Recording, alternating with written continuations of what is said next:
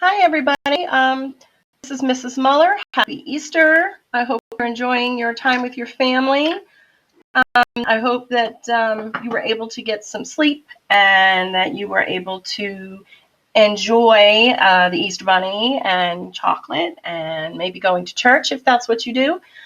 We're watching church on television. I think a lot of people are doing that now. No one can really go to church now. But that's okay. Everything will return to normal pretty soon.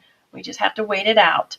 Okay, so I have a piece of paper here laying horizontally on my desk. What I thought 3rd through 5th grade could do today is to make a chameleon. I thought it would be fun to draw. I thought that the kids would enjoy it. And you can create some designs here in the tail, or you can just color rainbow colors, however you'd like.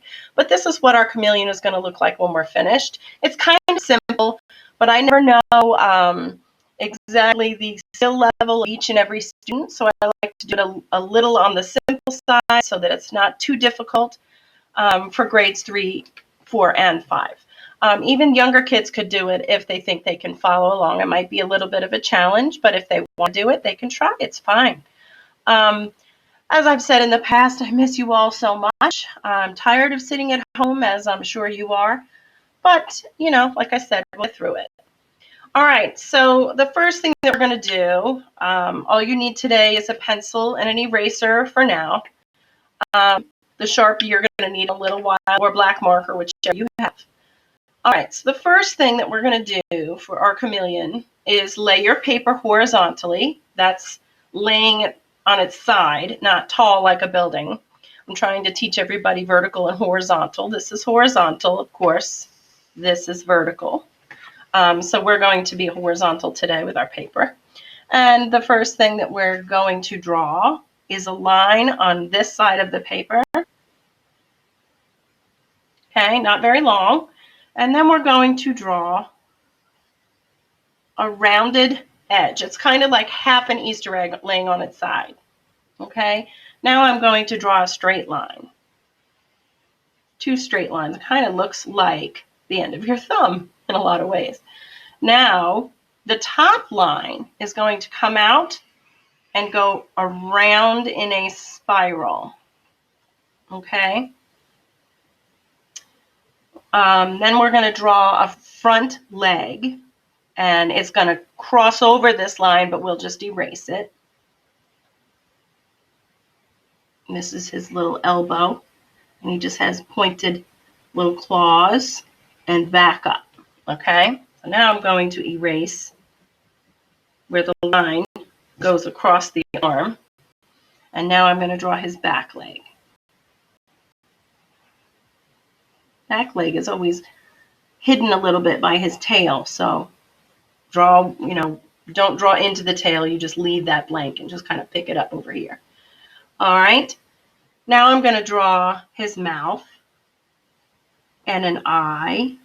They have very big bulbous eyes that can move around in 2 different directions. One eye moves in one direction and the other eye can move in a different direction. It's kind of yucky, but they're very talented with their eyes. I kind of wish I could do that sometime. That way I keep an eye on both of my kids. Okay, so I've made a curly tongue here. Now at the top of our chameleon, I'm just going to make triangles. And this is the spikes on his back. Make him interesting.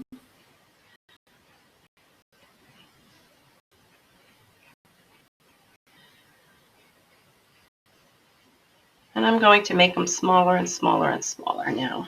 Because once the tail starts to spin around, it's really hard to keep drawing them. So I'm just going to leave it like that. And in order to create areas where we can color and make some variations and make it interesting, I'm going to make some stripes. Leave a decent amount of space between your stripes so that you're easily able to color in there. If you make them too close together, you're going to have trouble getting the tip of your marker in there. And see how I'm keeping them close together down here, but separating them up here.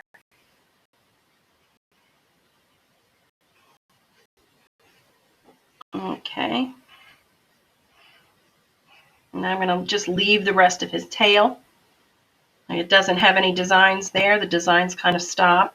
I'm going to give him some claws so he can hold on, because the next thing we're going to draw is him clutching a tree branch. So down here where his head meets his body, I'm just going to continue a line, and I'm going to follow that line with my pencil all the way across and continue my line. Now his claws are clutching the bottom of the branch, so I'm going to make the bottom of the branch go all the way across like that. You notice that I did not make a line here. I kind of jumped over it and started again over here. Okay, so our chameleon is kind of sunning himself on a tree. And of course, when you're sunning yourself, you do need a sun. He is probably warm and toasty, enjoying himself. I can imagine. Okay, so there's the sun making him nice, warm, and toasty. So in order to give some more things to color, I'm just going to make a little stem here, a big leaf that's sticking off the tree.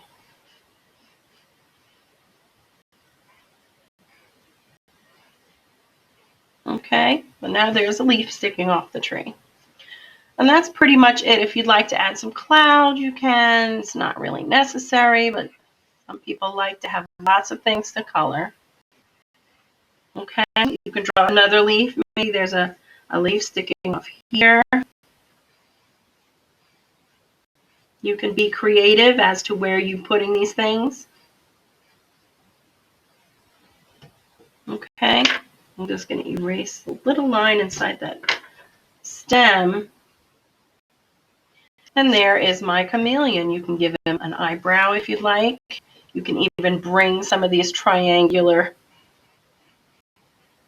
things down onto his face. But there's your chameleon. It's not difficult to draw, as you could see. What I'd like to have happen now is that you trace everything with a black Sharpie. You know how much I like that. And I've gone ahead and done that for this one, which is basically the same thing without the clouds and the extra leaf. But like I said, you can make decisions on how you want it to look. If you only want one leaf, that's fine. If you want to add another one down in here, that's fine. If you want to do the clouds, that's fine. Whatever you make, decisions you make as the artist are your decisions, okay? So now it's time to add some color. I think this chameleon, his face should be green, but I don't think that he should be completely green.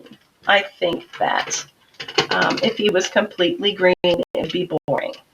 I thought it would be fun if we made this a rainbow chameleon. So I'm going to do his face an army green, or a darker like plant green.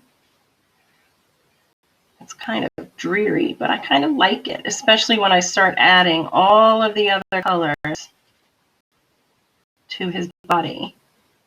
Now, in order to make it interesting, if you'd like to, you can do a design in each section, but that's up to you. I'm also going to do his legs green. So he's a rainbow chameleon, but he has normal legs. Stop, Hops. That is my dog. She thinks she has something to share. I don't know what she's barking at, but maybe she just wanted you to hear her, but there she is. All right, so now I have my chameleon legs. I'm going to go ahead and start with red. This is a light red. These are different from the markers I use at school. These are professional illustrators markers. So you just use whatever it is that you have at your house. Red. Wow, that looks so cool. Orange.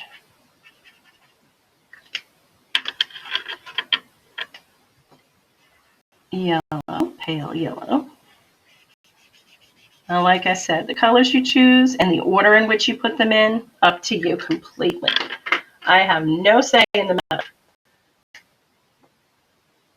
I think he looks cool. Now, I did a tessellation lesson last 2 weeks ago, and I didn't get very many posts.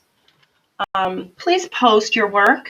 The tessellations, I was really excited. I wanted to see if anybody could try to do tessellations, but if it was too difficult or you didn't have the supplies, that's just fine. I was just a little disappointed. I really wanted to see everybody working on it. So if you can, remember to please post in Class Dojo or Google Classroom, or you can post it on the Patrick Copeland Cardinals Facebook page. I always look there every single day. All right, so you can go ahead and finish coloring the whole thing.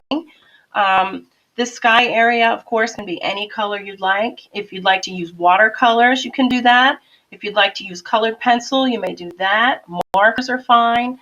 Crayons are even fine. It's completely up to you what supplies you use. I don't know what supplies everybody has at the house. I have, watercolor sets and things that I grabbed from school when we were allowed to go and get some supplies. But not everybody has a watercolor set. You can buy one of these. They're really, really cheap. I think Dollar General has them. So I would like to do some watercolor lessons, but we'll have to see. If you want to, you can let me know that you have your paint set on Class Dojo. Just send me a little message that says, Mrs. Miller, I have my paint set, and that way I know that some of you will be able to do a watercolor lesson with me. But in the meantime, you can use any supplies that you have whenever I do these lessons. Okay, have a good time. Enjoy yourself. Please color the whole thing, even though I've stopped here. It takes a long time to watch me color it, but I really want you to color the entire thing, okay? All right. Love y'all. Miss you. Keep working and keep posting your pictures for me. I'm so excited. Bye.